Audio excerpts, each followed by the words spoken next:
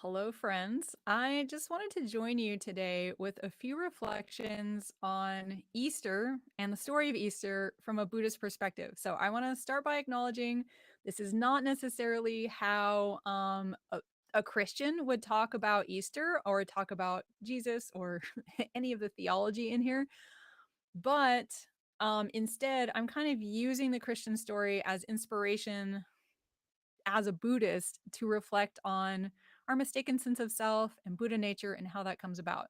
So, what got me thinking about all this in the first place is reading Living Buddha, Living Christ by Thich Nhat Hanh. And he talks about the image of the cross, and he uses it as like an eye crossed out. So, like the vertical part of the cross would be the eye, and the horizontal part would be crossing it out.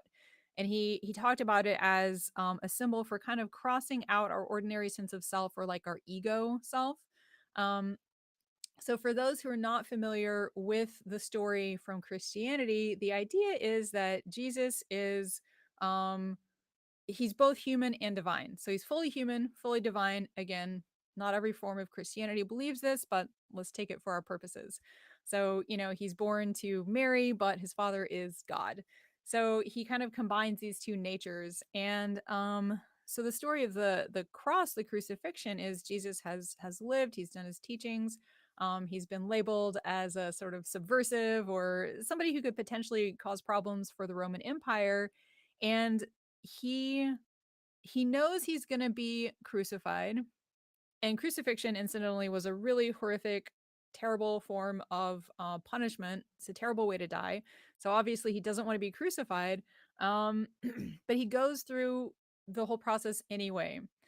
And 3 days later, after this terrible death, his disciples leave him. Just there's nothing that's good for him about this process at all. It's just terrible.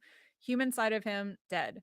3 days later, some of his followers go to the place where he's been buried, where his body's buried, to care for the body, and they see that the tomb is like it's like a cave. I love this image, by the way. It's very, I don't know, reminiscent of like near death experiences or shamanic, death and rebirth experiences. But anyway, he's been buried in this little cave, and there is a boulder in front of it, to keep people from getting in, or wild animals or whatever. And the disciples come to the cave, and the boulder has been moved away, and the body's gone. He's resurrected. There's a short, amount of the narrative left that talks about him, appearing to people and whatnot. But I want to take this as kind of a jumping off point to talk about how the whole crucifixion story is about the human part of Jesus being sacrificed and the divine part, arising as the resurrection. Um, so, how does that apply to Buddhism? So, first of all, in Christianity, only Jesus is like fully divine as well as being fully human.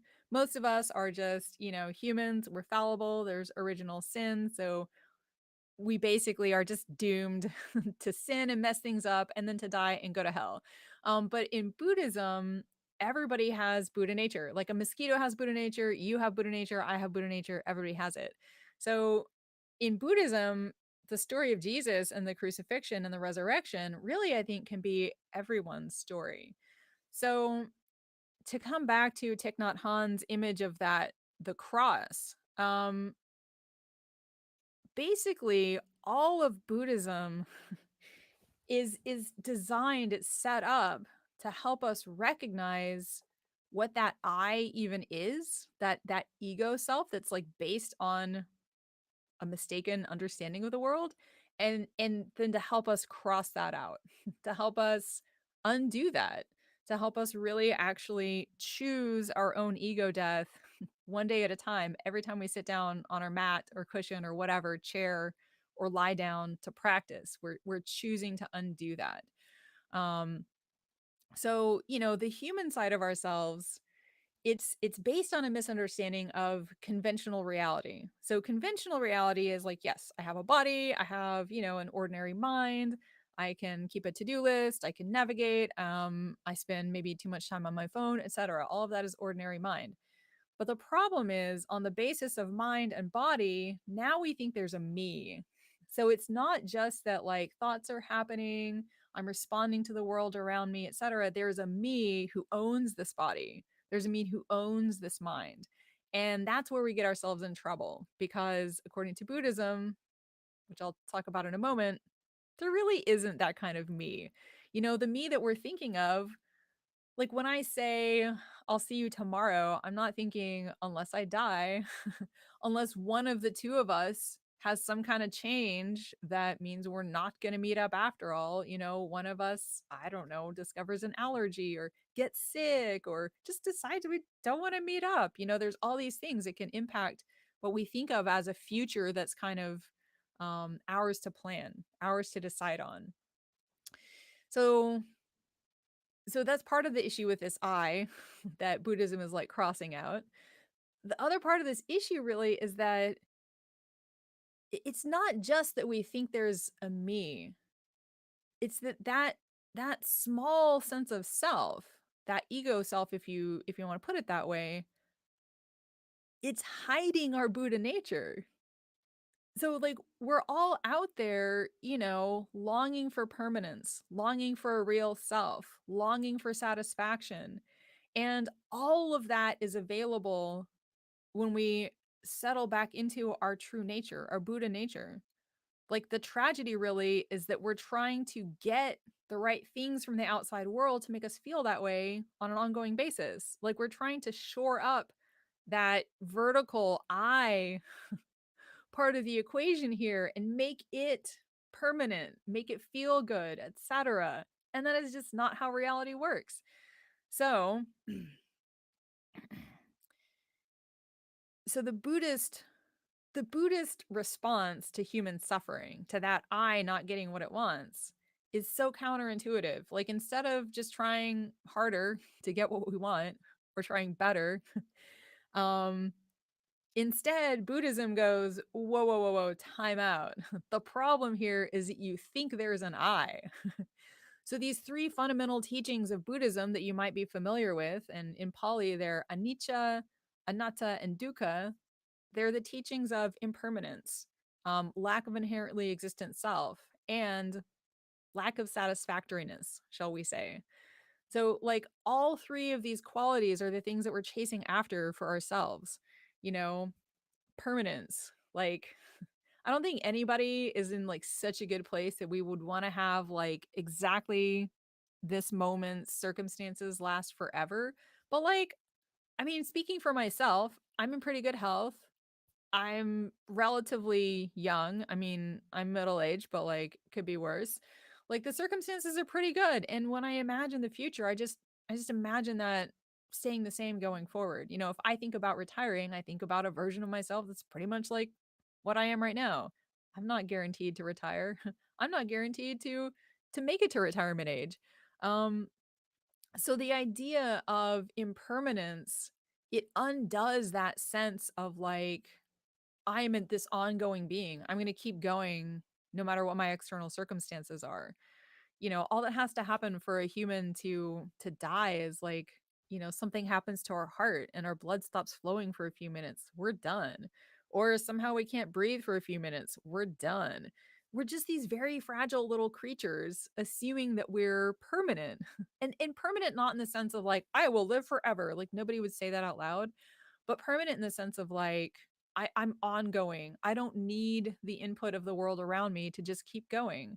Um, and again, we all know we have to eat, we have to pee, we have to like whatever, but none of us thinks of ourselves in that way necessarily. So like this teaching on impermanence, reflecting on impermanence, change, you know, the inevitability of aging and death, all of that helps to unravel that sense of I.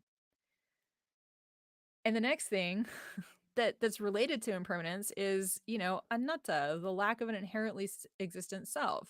So like if we're constantly changing, then that unchanging sense of me that I have, like to put it in modern terms, it's almost like, okay, my DNA is maybe like a genetic fingerprint. Like this is me. There's something unchanging about who I am. And there's something unchanging about my true nature, my Buddha nature. That doesn't change because it's not subject to causes and conditions. It's kind of like outside of time, I would say. It's not like put together at some point. It's just always existed. Unborn, unceasing, Magye Mikak is like the Tibetan way of talking about that. So like yes, there is something permanent about me, but it's not me. It's not my body, it's not my ordinary sense of self. It's not, my gender or my, nationality or like any of the things that feel like they create who I am. None of that lasts. So none of that is a substantial self that's not dependent on causes and conditions.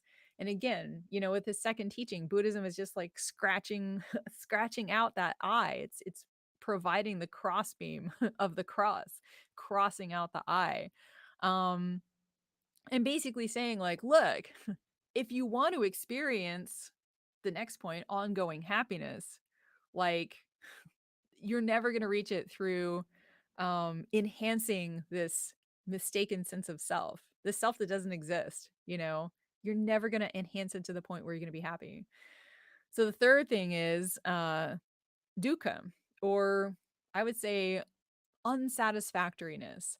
um what what dukkha really refers to is the mismatch between the way the world is and the way we think it is. Like if we're out there expecting a permanent, unchanging self, and if we get the right circumstances, that's going to make us happy, it's never going to work. That's what dukkha means. That approach is never going to work. There, if that's how we're seeking happiness, we're inevitably going to create suffering instead because we're not going after the right thing.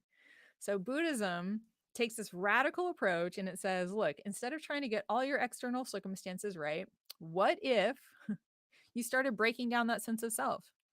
And this kind of leads to, the final thought that I want to just share here, which is that, if we go back to the story of Jesus and the cross and the resurrection. So Jesus is horribly killed. He spends 3 days like buried in the ground. And then on the third day, resurrected. Boom. The divine is like fully awake, fully alive instead of the human. And translating that for each of us, like if we go through this process of deconstructing what we think of as like an ongoing self, a true self, and eventually we're going to find happiness if we can just meet the right conditions. When we go through the painful and long and like really challenging process of deconstructing that sense of self, and that's what Buddhism is all about. It's what any like contemplative tradition offers in whatever way it's framed. Or maybe I shouldn't even say that, but definitely within any Buddhist tradition, what you're looking to do is to find freedom not by getting everything right or like being a good enough boy or girl or non-binary little person. Like we're looking to wake up out of our ignorance, our mistaking what we really are, this like incredible flowing reality that's interconnected with everything else around us. We've reduced it to this little self that, has a birthday and it's going to die. And in the meantime, we have to get X, Y, and Z if we're going to survive and be happy. So